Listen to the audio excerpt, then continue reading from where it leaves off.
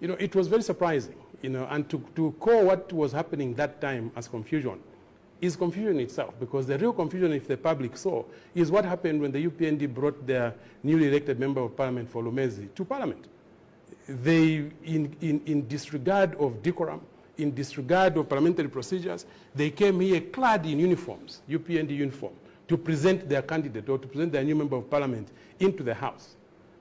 What was even more shocking was that the so-called leader of opposition, Mr. Chavinga, was found in the group of those people that brought their MP. How on earth can you have, in an opposition, in a country which is multi-party, in a country where the leader of opposition, who's supposed to be leading the opposition members of parliament, is going to patronize the political party that is in power, even giving the dramas money, and when they are relating, and somebody wants to think that that is order, and that what the Patriotic Front is trying to do in the House is confusion. It tells a very big story about where we are sitting as a nation, as a multi-party state system. Our quest, even as we continue now, is to remind the presiding officer, the speakers themselves, that there's a provision of Article 74(2) in the Constitution that they need to comply with. We want to be civil, we want to be reasonable, we want to be leaders, and we want to demonstrate that we are fully compliant with the Constitution. We have made an earnest plea to the Speaker that insofar as we are concerned, Mr. Miles Sampa has now been elected by these members of Parliament of Patriotic Front as leader of opposition.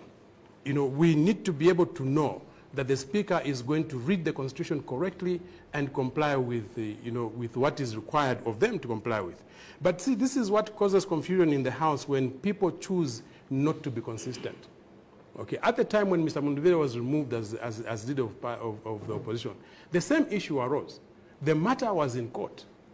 We even wrote to the Speaker ourselves and said, please, we have taken this matter to court. Do not change leaders of opposition. All members of parliament signed a petition to the Speaker asking her to maintain Mr. Munduvire as leader of opposition in parliament. The Speaker was, she did not agree. She was unrelentless. She decided she is going to change, even when the matter at that time was in court. This time, if you heard her response was that no, she can never deal with the matter of leader of opposition in parliament because the matter of Mr. Chavinga is in court. Now, this is very surprising, because if the public has been following what is happening in court, Mr. Chavinga has been attempting to join the proceedings in which Mr. Sampa has been taken to court on leading the Patriotic Front. The High Court made a decision that Mr. Chavinga has not demonstrated any locus standi in the matter and was not joined to the proceedings. Just how this Speaker thinks that that matter is in court, for me, it beats the reasoning of every reasonable person. Because even if she wanted to be consistent, even when the matter is in court, like Mr. Munduvire's case was in court, she should have just complied with Article 74(2) of the Constitution. But see, we have said this, that from the time that the UPND came into power, the law and even the Constitution are not imperatives to this group. The law is a convenience. They will comply with it just when it suits them. If it does not suit them, they won't comply with it. They know exactly what is going to happen to this parliament if a leader of opposition who has approval of members of the opposition is allowed to sit in the seat of leader of opposition. It means we are going to be effective. It means we're going to provide proper and credible checks and balances, as opposed to what is going on right now. That the leader of opposition, when you expect him to be leading a parliament, he is outside parliament. He comes in parliament, reads 1, 2 speeches, walks out of parliament without providing leadership in the House. So we think that we still have room to the Speaker, we still have room to the Deputy Speakers for us to ensure that we comply fully with what is provided for in the Constitution insofar as the leader of opposition in Parliament is concerned.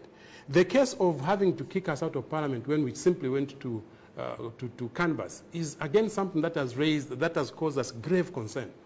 Because if the country remembers, there were many, many times when the UPND, when they were in opposition, they were walking out of the House. Every time they were dissatisfied, they would walk out of the House, go and canvass and come back. Sometimes they would just go out of the House to protest the presence in the House of the Republican president at that time, Dr. Edgar Chagolungu. Whenever he came into the House, they walked out of that House. An issue was raised by the PF that time when they were in power, that they should be sanctioned for disrespecting the president. The Speaker of the National Assembly, Dr. Patrick Matibini, rendered a ruling saying walking out of Parliament is a means of protest that members of Parliament are entitled to when they're dissatisfied with what is going on. this, if we are going to have a parliament that is consistent, this is what we expected Speaker Nelly Muti to have done when we returned to parliament, because we simply had gone out to go and canvass and came back. But for her, because like I said, the law is a convenience in the UPND government, by extension the presiding officers, she found it fit to keep us out of the house, even when we demonstrated that we'd just gone out to go and canvass. But this is how people who choose not to be consistent end up running down institutions such as what the National Assembly itself is. On the